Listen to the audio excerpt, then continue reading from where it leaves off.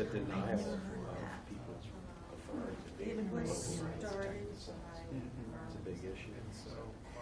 the 70s. Yeah. So, and Like they really put a lot of land. It was I graduated from Northeastern University. We're waiting on the sound. No, we're good to go. I think we're supposed to get the audio. He actually gave me the Oh, thumbs up. then we're ready. So- Let's do it. We are good to go. I'd like to welcome everyone to the Fair Community Conversation breakout session. So if you didn't sign up for this, I'll help you find your correct room.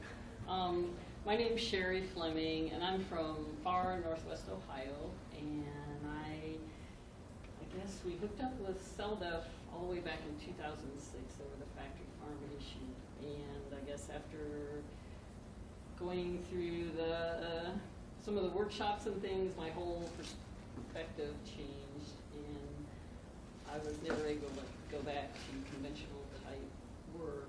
And now in our county, we find we're faced with water privatization issues. So anyway, I'm somebody that's used to talking off the cuff, and they have been kind enough to give me a script, but I feel very awkward with it. So this is helpful, but this session will be divided kind of into two sections, and our two co-participant speakers will try to spend about the first half hour. They will be given each 3 questions to express their ideas on, and then once that half hour is up, it will be opened up for a general question and answer session. And later this afternoon, it's at 2:30, there will be a larger panel discussion.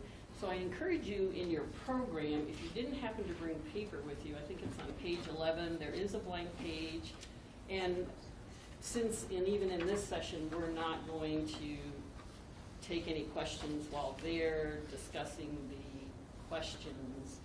If some ideas come up or questions come up, you could jot those down so that you could bring them up in the second half hour where it will be an open session to discuss things. And this fair community conversation, it's just, we're focusing kind of on labor. It's just we've witnessed the erosion of gains made by labor. And this breakout session will look at right-to-work laws, living wage versus minimum wage, predatory lending, and the effects of poverty upon a community. And it's kind of nice because we have a small group of people, because I'm supposed to try and keep everybody on track within the time limits. But we do want to be respectful of each other and consider the fact that we have basically a half hour in the open question and answer session. And really this session is about asking questions, sharing ideas, and making new connections. So now I'd like to go on to introduce our 2 co-participants, and I'd like you to meet Ryan Conlin. And Ryan Conlin is the administrative assistant and full-time volunteer organizer for the Mid-Ohio Workers Association. He attended Northeastern University in Boston and graduated in 2010 with a bachelor's degree in business administration with a concentration in supply chain management and a minor in industrial engineering. Ryan began organizing low-paid workers while living and working in Boston and then in Columbus. Since 2012, Ryan has been a full-time volunteer organizer, coordinating the outreach and training of community activists, coordinating the training and education of volunteer organizers, and assisting with the operations of membership organizations of low-income workers. He has immersed himself in low-income communities to deliver on immediate needs of the poorest workers and train the leadership that has stopped millions of dollars in utility rate hikes and addressed other issues of concern to working people. And now I'd like you to meet Ben Price. And Ben is the National Organizing Director of the Community Environmental Legal Defense Fund. He has been with CELDF since 2004, Over the years, Ben has advised and organized in hundreds of communities, many of which adopted CELDF drafted local laws that codify the rights of human communities and the rights of nature while advancing social justice and prohibiting corporate activities that violate those rights. His articles and essays have appeared in Truth Out, EcoWatch, Pathways, The Ethical Spectacle, Anarchy and Critique. His forthcoming book, How Wealth Rules the World, Saving Our Communities and Freedoms from the Dictatorship of Property, is scheduled for release in March of 2019. So now, since I've introduced you, I would like each of you to explain how you got involved in your current work or activism and what you have been doing, the strategies used to achieve their end goals. Not easily answered within 5 minutes. I guess, Brian, I know like if you want to explain a little bit about the organization and kind of just what even though it's explained in your introduction, more about the organization and some of the things you're doing to achieve the things you're working on. Thank you. Thanks for having us. And thanks for signing up for this discussion. Well, yes, I volunteer for Mid-Ohio Workers Association on a full-time basis. We're a membership organization of low-paid workers in Central Ohio. And our members are largely doing the kind of jobs that keep the economy going between the warehouse work, often through temp agencies, in home care, domestic work, and cleaning or cooking, janitorial work, or might be in construction or light manufacturing. But our service sector wages are the lowest, and people struggle to make ends meet with the increase in cost of living. So we see the policies perpetuating that and are bringing people together to address them. We, on the immediate level, run a self-help benefit program for emergency food and clothing, preventive medical care with volunteer doctors and other kind of professionals. We have volunteer lawyers who will give legal advice and do educational sessions on the law. And it's to meet immediate needs, as well as our advocates will take on any individual problem somebody has as well, having trouble paying the rent, paying the utility bills, and work out solutions so someone can stay on their feet and join the fight themselves. And our members meet every week in what we call the Workers' Benefit Council, where we discuss wages, working conditions, problems in the community, the benefit program, and plans of action that our members decide to take to address the policies at the root of our poverty. And one of the things that our members have been doing has been a fight against utility shutoffs, and called our Stop the Shutoffs campaign. The Public Utility Commission of Ohio has a mission to provide fair and adequate access to utilities for all Ohioans, but in a one-year period, very recently, they allowed 118,000 electric shutoffs and 82 or so thousand, around 80,000 gas shutoffs, and just in Central Ohio, AEP and Columbia Gas's service areas.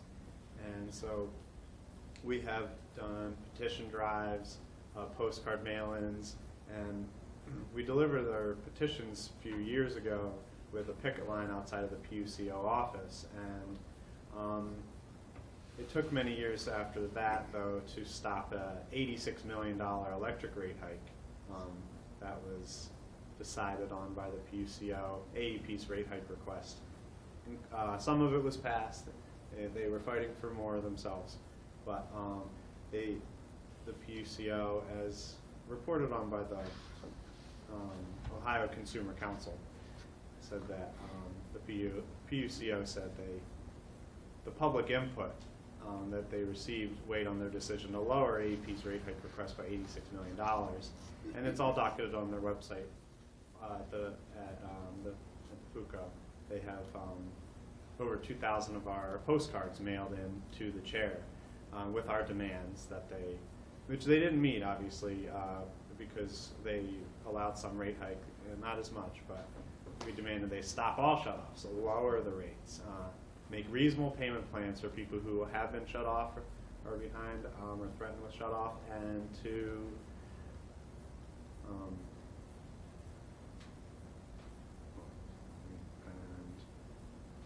lost my train of thought.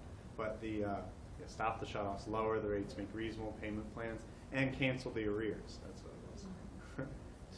For people below 300% of the poverty line or the cost of living that won't be able to ever afford the rates that often the government will just pass on to AEP, and a lot of the FUCO board has a lot of connections with energy companies. The former chair, in the midst of a postcard mail-in to the PUCO, he stepped down as the chair and took a job in Indiana with an energy company, consulting, I believe, and so we continued pushing on the same demands, and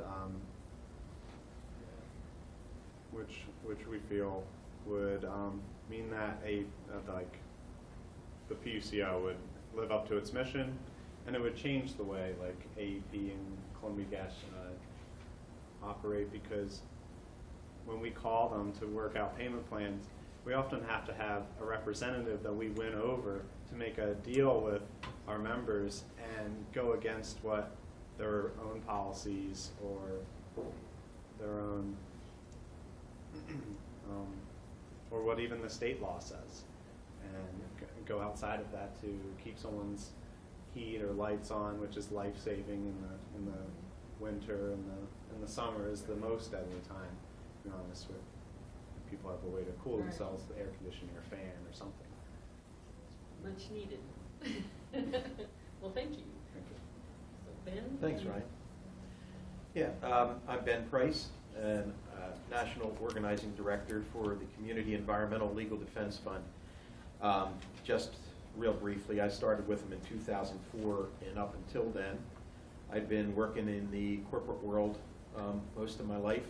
I've done lots of different things. Won't get into all the details there, but what led me into the work is pretty complicated. I'll just say this, and to be provocative. I was invited to work with the Community Environmental Legal Defense Fund, or to at least get connected with them while sitting in a Washington, D.C. jail cell. And I was invited by the co-founder of POCLAD. Anybody familiar with the Program on Corporations, Law, and Democracy? Yeah, so Ward Morehouse and Richard Grossman co-founded that organization in the mid-90s, I guess. And it was Ward Morehouse and I were in the same D.C. lockup after being arrested in the rotunda of the Capitol building in Washington for demanding that corporate money get out of our legislating process and our elections. Apparently, the People's House, the Capitol, free speech is legal there for lobbyists, but not for citizens. So that's how I entered the work, with that kind of a view of things. And I was very interested in the analysis that Richard and Thomas Lindsay put together. Thomas is co-founder of CELDF, Community Environmental Legal Defense Fund. And they put together their first democracy schools, which were a very slim version of what they are today. But it was kind of an analysis of what's wrong, why is it we can't get what we want in our communities, why is it when we try to enact things like local minimum or living wages, we're told you can't do that, you're preempted. Why it is that when people want to say no gas pipeline coming through my community, you're told sit down and be quiet, you're not allowed to say no. Why it is that you're not allowed to make policy locally on the rights of homeless people, or the rights of workers on the job, or the siting of a toxic landfill, whatever it is, whether it's, you might categorize it as environmental issue or social justice issue. One of the understanding I have about this conference is it's about bringing people together to talk about how they all come together. It's not environmental versus social justice issues. We all have the same problem. We're being denied the authority, the self-governing authority in our communities to protect the rights of the people living there and the rights of the local natural environment. So the one unifying underlying issue is the one thing that I've been working on with the Legal Defense Fund for the past 15 years. Our approach has been to empower communities, empower human beings to make law as the theory of democracy would lead you to believe you're allowed to do, that you can self-govern in ways that protect your hometown, the rights of the people in it, and the land base that you live on. That would seem to be a natural, indisputable fact that you should be allowed to do those things if democracy, or anything like it, even a representative democracy, if that's what we say we have. And what we've learned over the years by working with communities to draft and enact local laws that advance those rights. For instance, a right to clean air and water. I'm from Pennsylvania, and that right was put into the Pennsylvania Constitution in 1972, is when it became actualized, if you will. So that would seem to be a right Pennsylvania communities would be able to assert in local law and then support and enforce and defend. And what we find out is that's all well and good so long as in you enforcing that right, you're not interfering with the absolute right of a corporation to make money actually polluting your air and water. I mean, when there's no confrontation between wealth and the corporate interest, then you can exercise that level of, well, actually that's not quite true. You're not allowed to anyway. You're preempted. So we'll talk about that in a couple minutes, but what I've firsthand experienced over the past 15 years is something that I'll just call it my mind. I've been working really hard to decolonize my own mind.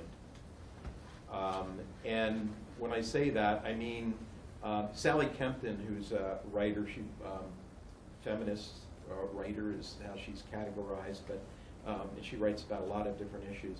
But she wrote really cogently a couple of decades ago that it's really hard to defeat an enemy who has outposts in your head. I thought that really summed it up really well. One of the things that we have to do, and what we've been about doing with the local lawmaking and assisting communities and building and helping to kind of jumpstart the community rights network in the states where we have our core focus of organizing. It's really been about getting out in the communities and explaining why the system that you think is a republic, where you think that you have some tools to protect your rights at the local level, at the state level, at whatever level, that in fact there are mechanisms, legal doctrines in place that disallow that from happening.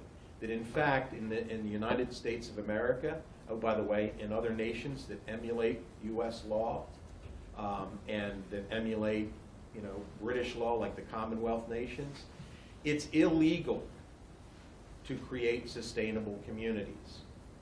That sounds weird. Why would it be illegal to create sustainable communities? And the answer is when it interferes with the profit motive, you will be preempted. And we'll talk about that a little bit more. And that's it. Thanks. Thank you both. Now we're going to move into the period where we have 6 questions, and we will alternate between these 2 co-participant speakers. They'll both have an opportunity to comment on the question. I think it's going to be tough to keep this. Ideally, we're trying to stay within about 5 minutes per question because we have 6 questions, 30 minutes. So we'll see how well we can do. Sherry, just whistle when it's my time's up, because I'll just keep talking. Okay. Have this hook. Yeah. So, Ryan, we are going to start out with you with the first question. What is the difference between minimum wage and living wage? Now, yeah, I imagine everyone here understands there's a difference. Now, yeah, and a minimum wage, well, in Ohio, it's $8.50 an hour, right? And this is kind of the service sector wage most of the membership of MWA work at, whether it's 9 to 11, it generally doesn't go above that. But the minimum wage, yeah, a lot of people work at minimum wage, and that kind of, a lot of our members find that becomes our maximum wage. And so it just doesn't progress beyond that, not very much. And if you can imagine, if someone's making $9 an hour and they're lucky enough to get 40 hours of work a week, how much do you make in a week? Is anyone good at math? What's it, $9 times 40? $360. And then out of the month, Gross. yeah, right. You might know that doesn't cut it. And out of the month, that comes up to $1,440. But that's not what you take home. That's kind of gross. But when taxes are taken out, how much does like a worker on his low wages make? About 800. Yeah, maybe 1,000. It's, you know, generally 20% is taken out for taxes. So, and then you've got your average rent in Columbus is, you know, you could maybe if you're a little below the average, you could get something for $800. You could find something for less, but generally that's what people, that's what it is out there now. And then utilities, when you include your gas and electric, that'll be like $200. Whether it's the summer and heating is lower at like $50 and electric's at $150, or it switches in the winter. But that doesn't even include your food, your medical care, transportation, and child care. And so obviously it's insufficient to live on.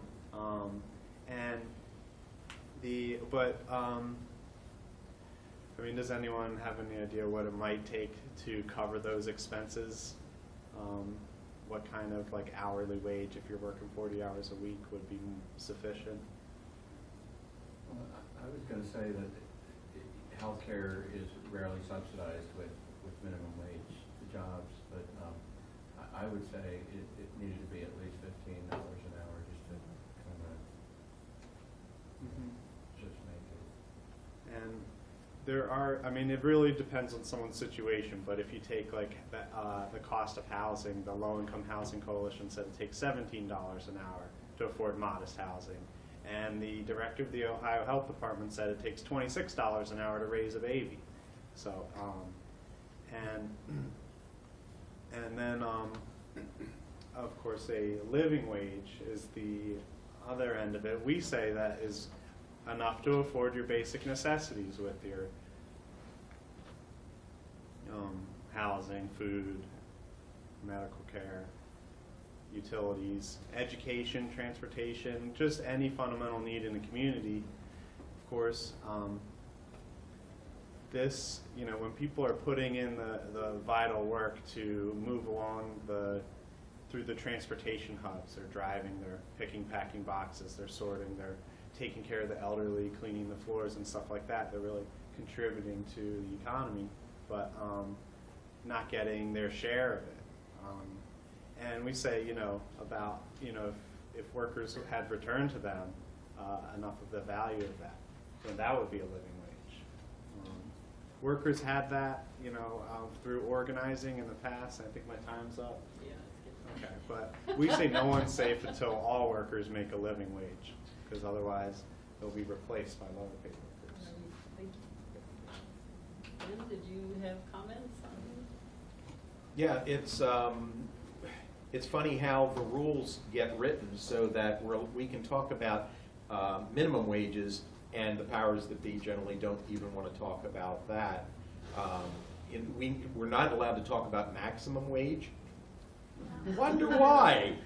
You know, wow. Why can we only talk about regulating how much the lowest paid workers can get, but we're not allowed to talk about how much the highest paid workers can get.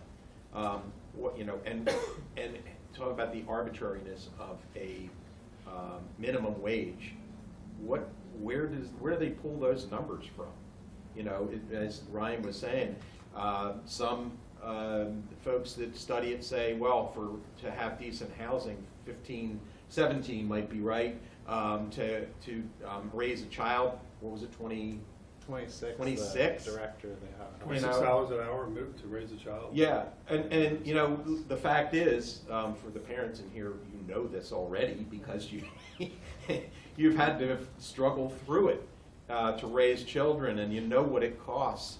And that's just to make sure that they're healthy, they're fed, that they're comfortable, and that they've got clothes on their back. If you want them to go to a nice school, if you want them to have anything beyond the basics, it's going to cost a bit more, I would assume, right? And so we're not really, when we talk about these policies, it doesn't seem like we're talking about what's just. We're talking about what economically the folks who decide these things are willing to settle at. And that, to me, seems like a problem.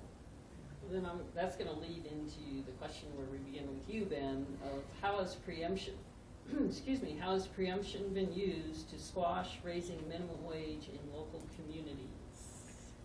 Yeah, so if you try, and my work, we work with communities to enact local laws that do all kinds of things to challenge the status quo. I haven't worked on a minimum wage local law, but I know there are communities that have, and then have been challenged in court. And when they're challenged, what's brought in order to block those local measures is the legal concept of preemption. Everybody know what preemption means? No? Okay, and actually I think the general definition of it isn't necessarily right, but you could say it's the state vetoing local law, okay? But I think it's more than that if you actually look at kind of the definition of preemption. It means that there's a prior claim that supersedes the local claim. The local claim is the people have rights to maybe a living wage and not just a minimum wage that is arbitrary. And then the state steps in and says, wait, we preempt that. In other words, there's another party involved in the question that has a prior claim that overrides the local claim. Unfortunately, the myth of preemption is that, well, the state's going to occupy the field of, this is the legal term they use, they're going to occupy the field of regulation. Only the state can regulate wage issues. Local communities and governments can't. And when they say that they occupy the field of regulation, they say, because it's a matter of state concern, not just local concern. That's the theory. And when they say that it's a matter of state concern, let's not just take them at what they say there. Does that mean that all the people in Ohio would be offended if this one community established a living wage for their workers? That's what they're saying. They're saying that the rest of the people in Ohio, which the state represents, would be offended, and therefore the state has to step in and stop this rogue municipality from enacting a law that would offend the people as a whole in the state. I don't know, can I call it bullshit? And I know we're being audioed on this, I'm sorry. But the fact is, the preemption, the prior claim, the prior interest is not the people as a whole of the state, as is implied by the term preemption. It is a small minority of people who have lobbied like crazy, the legislators, the lawmakers, and whose interests are represented by preemption. And what do they say? They say, well, we can't have a patchwork quilt of regulations. We can't have a patchwork quilt of minimum wages or living wages, because that would be unwieldy. Industry couldn't really figure out, how to make its business plans and where to set up shop and all of that. Can't have a patchwork quilt. And it's not just about wages, it's about every single issue. Preemption of local forestry laws, local water laws, local workers' rights laws, local homeless laws, local, you name it, and what you're told is, well, no, that's a matter of state concern, not local concern, and we can't have a patchwork quilt of regulations. But when you think about it, if you can only have a centralized, unitary decision on all of these issues, when I think about it, I think, well, then who's making the governing decisions? The people directly affected by the governing decisions? That's called democracy. Or something different where all of the decisions are centralized in fewer and fewer hands, and that can be called oligarchical, monarchical, a dictatorship, not democracy, not even a republic. Because if we had a republic working on these issues, then the overarching concern that the state would step in and block the locality from engaging in a decision there, the overarching concern would actually reflect the concerns and the opinions of the people of the state as a whole. And the state would step in, instead of blocking things that protect people's rights, it would step in to say, no, your local law that is racist, that is discriminatory, that in some way harms the general rights, or in some way allows harm to the environment, that we're going to preempt. That we can tell whose rights are being recognized by what type of preemption is imposed. And when the intent is to block local governments from protecting local rights, we know that the interests that are being protected are not the general rights of the people. It's a small minority of special interests, and their rights are being protected. Now, back to you, Ryan. What do you think about this myth that if a community were to raise the minimum wage, all the businesses would leave and the community would suffer economic loss? Well, that's yeah. And then, so we know, yeah, the wages are not enough. Our members would benefit from a higher wage. And it kind of has to be looked at in the context of these other forces, like those interests who are dictating the law overall for us and stepping in on the side of the very wealthy and not the rest of us. For instance, for our elections in the area, the state elections in the state, about 4% of the campaign contributors contributed about 60% of the campaign contributions, and so they get rewarded. The developers or the multinational corporations that come in get rewarded with tax breaks and things like that.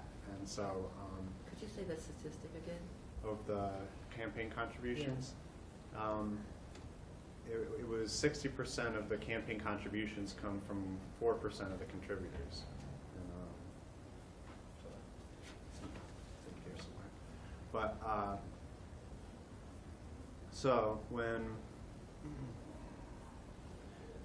so they, a lot of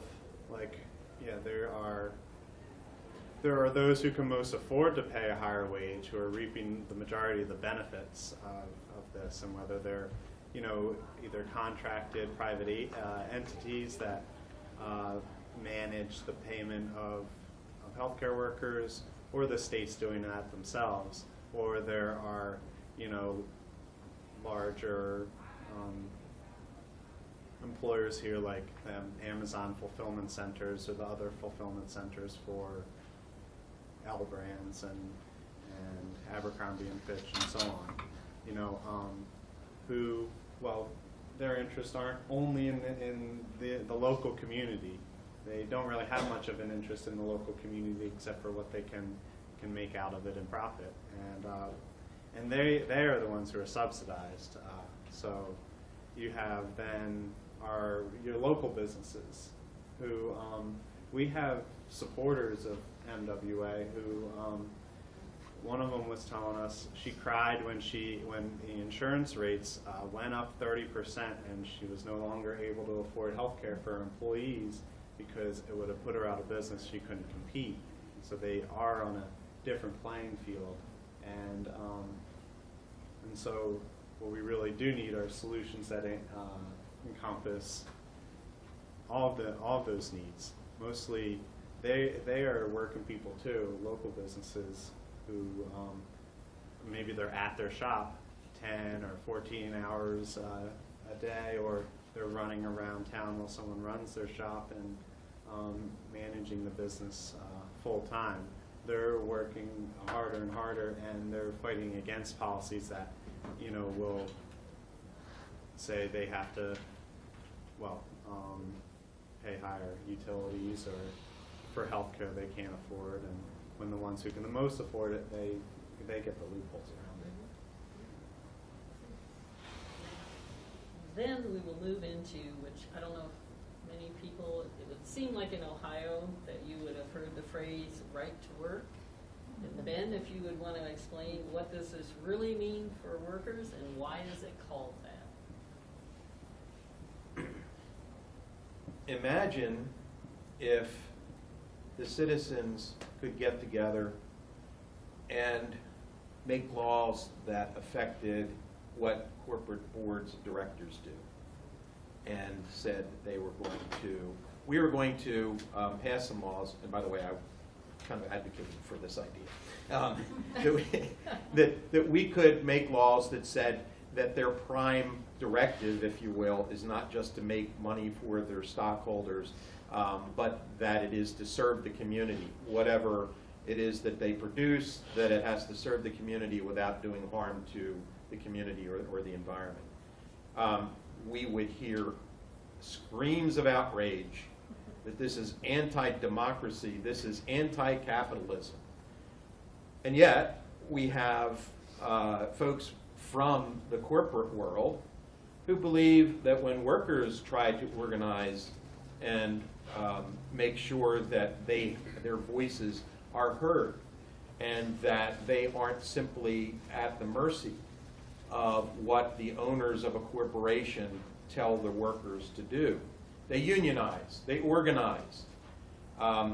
We're at, I believe, maybe 6% of workers in the nation are unionized at this point, as the last that I read. Something in the private sector. In the private sector, yeah. And that number, of course, has come way down from at the height, and I don't recall the numbers for, at the height of it. But this right to work is, number one, it's sort of like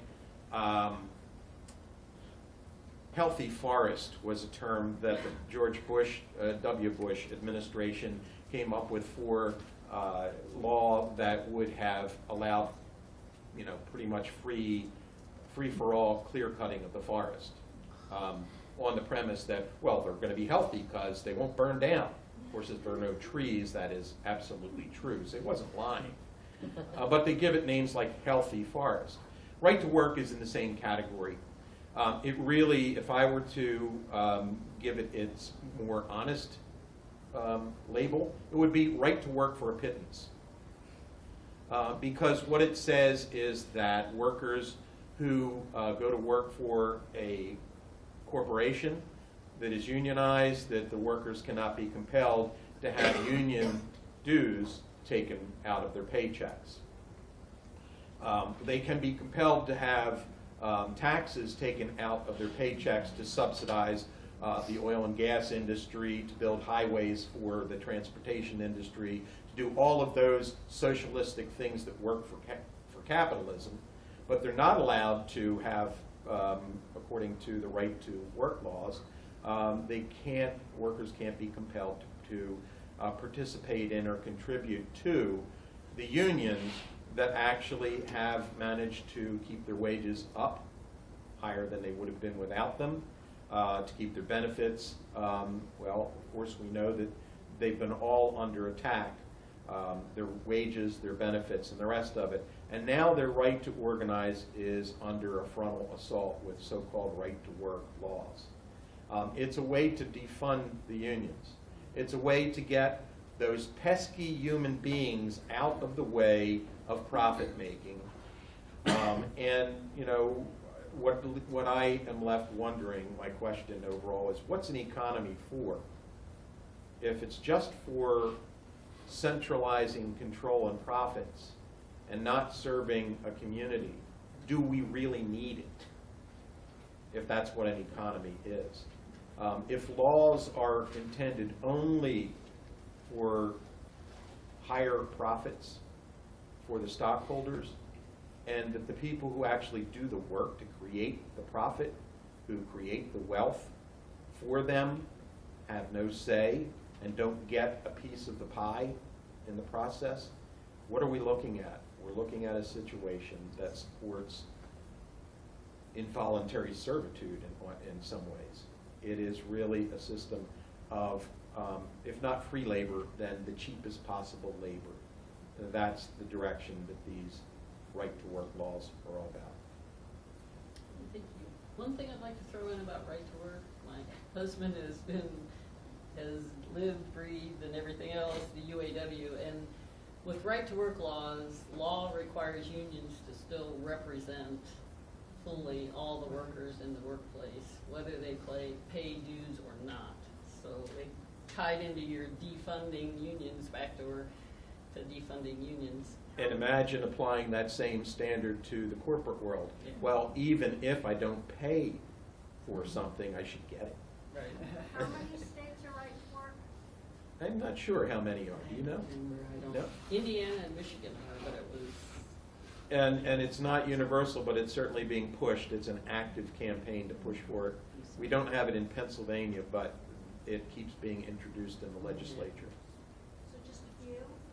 No, I think it's a significant number, but I don't More know in the the number. South. Yeah, in the South, it's quite a lot more. We have a question now, or is it? Oh, we have one more set of questions. And so this last question, Ryan, you kind of touched on a little bit in your last answer, but it says, how do corporate subsidies affect both wages and the community as a whole? Yes. Yeah, it tied into my other answer, so Right. I won't say a lot more. But often our, governments, the state governments and so on, and local of the city and so on, they compete with each other for subsidies, and so often what it means is when they get all kinds of breaks, like just they're passing things called opportunity zones. I think in Columbus they're designating 44 opportunity zones where they'll zone an area, and for businesses to move in, they'll get tax breaks. And we have there's a commercial airport called Rickenbacker Airport south of Columbus that is a foreign trade zone. And not only does it get those kind of breaks, it gets the warehousing operations of IBM and Gap and Abercrombie and Fitch. They have inventorying and other kind of importing taxes waived, and so it kind of breaks that aren't available to small businesses that can't take advantage of them because of their size and scale. So what this means is, that they're going, and then there are relaxations on worker safety and so on. So they employ largely temporary workers who, and then we knew a reporter for the Dispatch who tried to go and look at some of the conditions in a Amazon fulfillment center warehouse and wasn't allowed in. But another reporter for the same paper was allowed in to do more of a positive story about, because his angle is different. But and so yeah, it depresses the wages when they're going to make money anyway. They have no incentive to raise the minimum wage. And you mentioned healthcare being subsidized itself too, because then the state picks up the tab, so the employers don't have to provide it, and that goes more into their pockets, more into profit. and because that'll be set at a bigger level of, you know, what the drug prices are, and those kinds of policies, as well as with utilities. Amazon has worked out with the AEP a way to get a lower rate, and as well as to not pay into the Universal Service Fund, which goes to people who can't afford and get on payment plans and get on and so they don't even have to contribute to that. Now, how much their breaks are in that is a trade secret, and so they won't even let us know how little they're paying, but we know it's less than the rest of us are. You know, the taxes of They're local doing like workers. Walmart, they're making wages are low enough so people have to get subsidized with health care, but they don't have to pay into the health care that people have to get. Right. One more example on that point, like, that sums it up. Thank you. Because there's one locality that was reported on somewhere that they're not, you know, Amazon wasn't paying into the tax base and like for emergency services, yet they were using more of the emergency services. They caused more of the government to spend on sending ambulances to their warehouse, where workers were passing out at least once, sometimes twice a day from the, you know, speed up conditions, running across the gigantic places to fulfill orders, and how they do it, like the Walmart model. Yeah, I think it's important that, back to my concept of decolonizing our own minds, the state doesn't pick up the costs for benefits, whether it's health or you know, underpaid workers having that food stamps. You do. The people do. We subsidize those corporations. We subsidize them so they don't have to pay a living wage to their workers. That's a problem. It's obviously a problem. And I also love the term fulfillment center. Yeah. Who is being fulfilled? Whose interests are being fulfilled? Let's just laugh at it. It's absurd. It's ridiculous. We should have a comedy hour about those kinds of things. Yeah. The corporate welfare queens. Yeah, well, you know. We have one last question, and then we'll be opening it up for questions and answers. For Ben, what are some ways that corporations have eroded the gains that the labor movement won for workers in the past? First thing I'm going to do is decolonize the word corporation. Corporations aren't persons, and they can't do anything. There are people who run them, who can do things and benefit from what they can do with them. Corporations don't have rights, no matter what the law says. The people who benefit from running those corporations get to use extra privileges. Each individual CEO, board of director member, and stockholder already has Bill of Rights protections. They don't need an extra layer of it from the property called a corporation that they own. And so corporations haven't eroded the gains of workers. Rich people have. Because rich people don't stay rich if they can't steal your wages, if they can't make you work for a pittance, if they can't raise the cost of everything, if they can't bounce people off of their utilities that they can't pay for, if they can't have everything they want.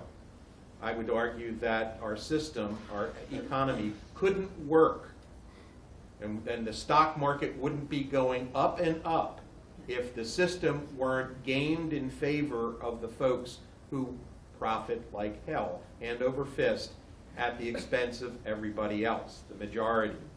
And so how have the people hiding behind the corporate shield, limited liability and all of that, they're not responsible for screwing the people. No, it's the corporation, it's their property. It's like, well, yeah, I ran over your cat with my car, but it's my car's fault, not mine. My property's fault. That's just baloney, first. Now, there was a time back in the mid-1800s when organized labor had a whole different set of aspirations than the really minimal things that unions ask for today, and I know it's all pragmatic because they can't get what they want today because workers have been so deprived of their fundamental rights on the job. When you enter the workplace, when you park your car in the parking lot and you walk through the corporate doors, you leave your Bill of Rights protections outside. Why? Because property rights of corporations inside the building trump your constitutional protections. Because your right to free speech? Nope. I can tell you. I remember getting a little message across my computer screen when I was sitting at my little cubicle many years ago, and I had leaned over and said something about a union to one of my coworkers, and it was overheard, and a little message said on my screen. I wasn't even visited by a human being. It just said, no discussion of unions on the job. Free speech rights, not existent. Privacy rights, pee in the jar. Try to get the CEO to pee in the jar. Oh no, I have rights. Well, I do too. Well, not here because I own the corporation, or we own it. It's corporate property. It's private property, and within private property, your civil and human rights don't apply and are not protected, and the government can't come in and help you on that count. How have workers' rights been eroded by the folks who benefit from corporations? Well, because they change the rules. They get the laws changed to favor them. All right? They couldn't make the big profits they're making. They couldn't have more money than most nations on earth, the big corporations, if the rules weren't all skewed in their favor and against most everyone else. It's not because the system's fair. It's not because they work harder than the rest of us. It's because it's all gamed. And that's why we think we need to come together, the folks who are concerned about all of these issues, and we have to work to change the system. We can't tweak it. We can't regulate it better. We have to create systemic change because the people, we the people, are not actually making the decisions that affect every aspect of our lives. And neither is anyone who represents our interest. That's a pretty stark statement, I know. So I'll be quiet and just let the chips fall where they may. Well, now is your opportunity to ask questions. Great. Me, okay. Right to work. Everybody here probably knows who ALEC is, American Legislative Exchange Council, right? Specifically on the right to work issue, they have a more local wing of ALEC now, the ACCE, the American County, City and County Association, or Like Alice, isn't it almost? they went in Kentucky. They tried to get 11 counties or in Kentucky or whatever, 11 regions in Kentucky right to work. And one union, the unions all came in one county and stopped it. But this is, I'm wondering if either of you at the city level, at the local level, understand what ACCE is and if they're, what they're doing, because it's, ALEC in itself is such a dark, secret money thing, with super PACs and all that. The ACCE's been around now for 4 or 5 years and nobody's ever heard of it. And I'm sure they're working, now, not just at the state level where all the regulatory stuff is, they can put these billions of dollars that they can throw into the state level wherever they want in a community, in a city council or whatever, and to do all this damage that they do. But is that something that you're familiar with, what they're doing? I'm familiar with it, and not to say that I focus on that so much. I think what we need to do is kind of be the anti-ALEC, if you will. And that's what the Legal Defense Fund has been doing in a way, but we have to do it in a bigger way. Of course, we're not funded by the biggest industries in the world, so we don't have endless funds. What we possibly have, if we can come together, is more people. And people power can overweigh dollar power if we actually understand what it is that we're about, if we actually have a focused strategy. But one thing that indicates is that the big money has figured out that working at the local level is the right place to work. We figured that out some years ago. And it's very clear, especially here in Ohio, that they've figured out that we figured that out. with all of the blockage of ballot initiatives in the state for our measures. They figured out that, God, we can't let the people actually see these proposals. They'll wake up, you know? They'll see the scam. Did you have anything to comment on that, or on the ACCE? Well, I don't know any more about it. I know like that they use Nobody does. political action I committees. Googled it, I tried to find stuff out of it, I found a little bit, but it's so off the radar, you know, that you can't even find stuff up about it. But I know they're in the works. Yeah, this will be a quick one. I heard a while ago, and I'm hoping you can set me straight on this fact, but it's the right to work can be publicized in workplaces, but not the opposite, as I understand it. But I'm not quite sure how that works. Can you? That goes to what I was saying about the, you know, when you walk into your corporate job, you leave your rights outside. Inside the corporate workplace, the property rights of the owners, the corporation, are really prevalent. And so one of the things that the corporate world has done to take away the rights of workers on the job is, you know, surrounding whether it's legislation, hell, it could be religion. They have a right to require employees to go to meetings, and they can be about anything. They can be about the political candidates and who you should vote for. They can be about unionizing and how it's horrible and you shouldn't do it. It can be about you know, benefits and wages and how you know, you're just going to have to suck it up because, you know, the year hasn't been as good as it should. Whatever it is, that they can compel workers to go to meetings to propagandize them, but workers have no right to schedule their own meetings on a different topic or to offer a different perspective. And so it's captive audience meetings is what they are on the job. And so that's been something that has, well, it's been going on for years. Oh, well, wait a minute. We have the National Labor Relations Board. Can't they do something about it? The National Labor Relations Board has the same relationship to the rights of workers as the EPA has to protecting the environment, which is not much. Essentially, the National Labor Relations Board's job, it is a regulatory agency just like the EPA, and what it does is it regulates the relationship between workers and employers.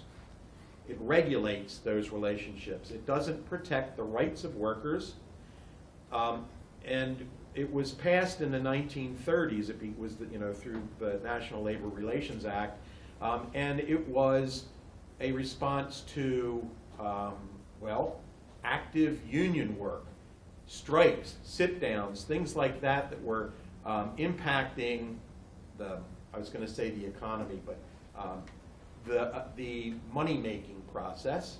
It was impacting that, and that was a real problem. And so, yeah, there were some concessions made to workers. We'll create this National Labor Relations Board.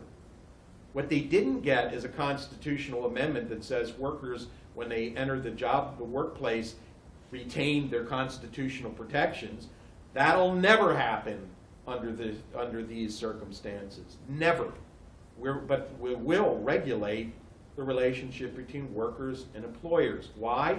In order to maintain 100% productivity if possible.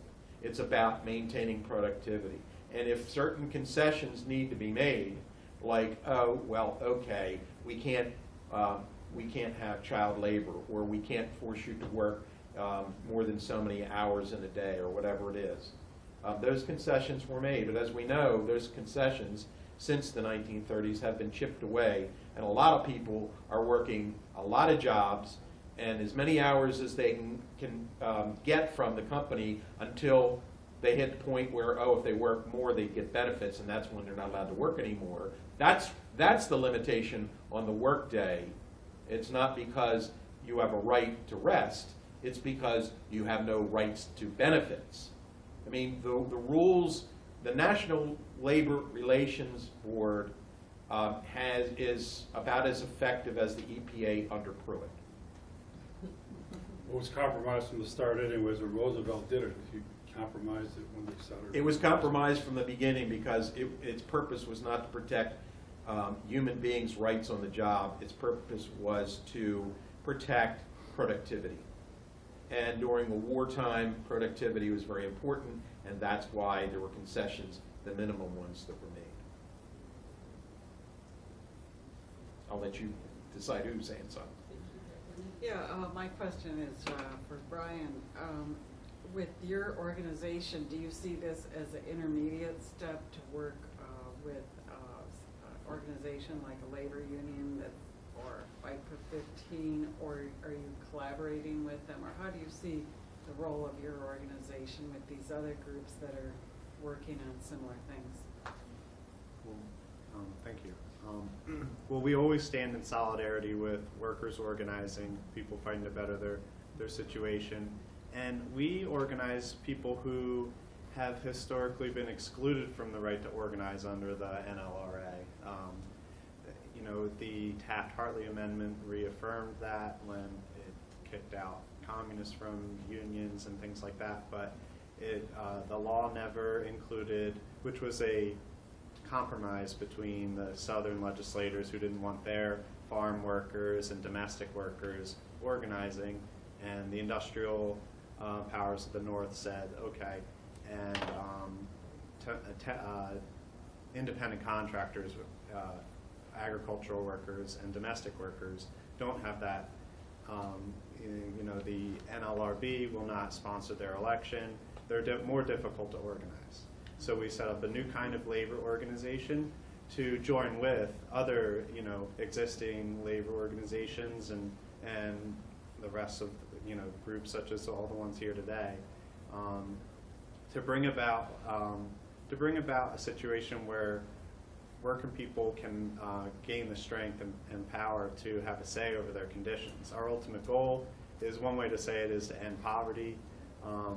Another way to say it is to bring about a vote of the entire people where we have the power to decide our conditions. And we think that we're a labor organization because that's a really important part when, you know, that's kind of like the strikes and sit-downs of the 30s that really cut into their profits, the ones who were calling the shots. And you know, you had in 1934, the entire city of San Francisco was under a general strike. The entire, like, everybody in the city, like, joined together and said, we're going to run things now, and not listen to, like, the port owners and things like that. And so, you know, they passed this law to control labor during this time, and used it to say, like, okay, now that we're in control, we're going to take away more rights with every law that's come since, like right-to-work laws. And so I guess I wouldn't call it an intermediate step, but an essential part of, you know, a revitalizing a labor movement in the United States. And I would say our perspective with the Legal Defense Fund is, you know, we look at where are we going and we demand that. We don't necessarily take the intermediate steps as our first statement, but at the same time, it's true. We actually have to gain those gains. We have to get to where we're going one step at a time. And so I appreciate the work that Ryan and his folks are doing. It's about finding your way through the channel. You got to do it. You got to find your way there. We have to define what the end goal is. That's true. And then we need to work together and support each other to say, well, the end goal isn't to, you know, one more little piece. The end goal is bigger, but we'll take the one little piece. We got to move. We got to take one step at a time. That's true. I appreciate that. Yeah, a couple of questions, if that's okay. Is this Amazon warehouse and fulfillment center in Abercrombie, is that at Lockbourne, at the airport, on Lockbourne Road? Lockbourne Road. I know it's called Where you- Rickenbacker Airport. Oh, and that's it's what I south meant, of here. Rickenbacker, okay. I don't know the road. They're there? That's, located there there? are a lot of, there are at least 46 corporations that have based their warehouse operations there. Oh. And Amazon has its own, warehouses and things. It has data centers too, which it got tax breaks for, and so did Facebook. But Obetz, Aetna, and there's one or two more. Our state has given Amazon $123 million in tax breaks over the past couple years, and I recently learned about there are other states who seem to be even fighting harder to get the second headquarters put there because they've given more, even in the billions. But has anybody looked into, that you know of, looked into wage theft in any of these operations? Because I imagine that these people are working a lot of overtime sometimes. Well, what happens is sometimes they're asked to clock out, and then, oh, but you have to clean this up, and then they don't get paid for that. Or it's in retail often when they're salaried employees, they're supposed to be managing something, but they get paid the bare minimum and work 80 hours a week, but don't get paid any more. Okay, I realize that, but has anybody looked into it in these specific centers? Is there a way to do that? Well, I mean, we've heard reports of it, anecdotal reports, members bring those. Have you investigated them and then tried to do anything legally about it? Well, we have. When you get reports of that? Yes, when we do find people are. Because there are laws against wage theft that can be enforced. Mhm. They're not the best, but. Well, you got the Fair Labor Standards Act. It's basically a violation of that, and they're violated routinely in the billions. But when we get them, we have had a couple of cases where people have, where we have fought them with our legal benefit, and there was someone who was misclassified as an independent contractor, but not doing that kind of work, and they didn't have to. They had to pay their own taxes, which they didn't make enough money to pay, and basically we didn't have to fight it out in court because the legal advice we got, the first step, which was like Plan A, and that happened to work. We got the employer to just hand over that money to the worker, but yeah, people in general, their turnover is very high, and a lot of people are afraid to fight, but we're bringing people together and getting them confidence that we can win if we fight. They're protected by law against retaliation too, Okay. legally. Technically. Technically, yeah. But can I ask one more question? How in the world did it become legal for employers to say, as a condition of employment, you have to sign away your rights to legal representation in the courts against the employer? You have to go through their arbitration with an arbitrator of their choice. I mean, how did this ever become legal for you to say, as a condition of employee, you have to give away your rights? I blame James Madison and Alexander Hamilton. No, we have a contracts clause in the Constitution, and we have a commerce clause, and they're about private law. Constitutions, you would think, would be about public law, just about what government can do. But Commerce Clause and the Contracts Clause, right there in the Constitution, the Contract Clause says that states may not make any laws that impair the obligation of contract. So if your employer puts something out that says, if you're agreeing to take this job, you're also agreeing to these circumstances. This is a contract. And then you sign. It says that the government can't step in and interfere with the terms of that contract. Now, we all know that that the two parties to the contract don't have an equal footing in the law and in opportunity and the rest of it. It's like holding a gun to somebody's head and saying, "Give me your wallet and I won't kill you." Oh, would you sign here and say that you agreed to these terms? And then they do, and then, oh, you can't take me to court. You agreed to the terms of the contract, and you gave me the wallet, and that was part of the agreement. Well, that sounds pretty absurd as an example, and we think we might be able to win on that argument. But you can't win on the argument when it comes to, and it's not because you shouldn't win, it's because we're conditioned to believe that it's actually just a business transaction when you sign the waiver of your rights. If they were, the Declaration of Independence uses the term unalienable rights. Not every right is unalienable, okay? Property rights, I would argue, are not unalienable because we're not all born equally with the same property, the same land, or the same bank accounts and so forth. We all are born equally with certain rights to, health and life and liberty and the rest of it, supposedly. Yeah. It would seem, if our court system was actually pursuing justice instead of just defense of the status quo, that it would be impossible for someone to sign away their unalienable rights. That would be illegal and unconstitutional. Unfortunately, our court system has lots of precedent. Precedent just meaning other courts have decided in the past this is the way it is. And they have essentially decided that that's a contractual relationship between the employer and the employee. And it's, of course, not an equal kind of a relationship. One has got absolutely more power than the other. And it should be, I would argue, unconstitutional to allow anyone to sign away an unalienable right, because unalienable means you can't separate it from you any more than you could separate your eye color. It's unalienable. Why aren't we arguing that? Why isn't that the grounds on which we stand? That's what we argue when we work with communities to pass community bills of rights. We have time for one more question. First, I looked it up, there were 27 right to work laws. Thank you. States. And what is the most up-to-date information you can give us about right to work in the state of Ohio, since it's weird, it's ugly, that email we voted against? I don't have an answer for you in Ohio. Sorry. Well, we are going to have to wrap this up, and I would encourage you to write down your questions. And I mean, it's been interesting how things have picked up as we're getting ready to, we have to end.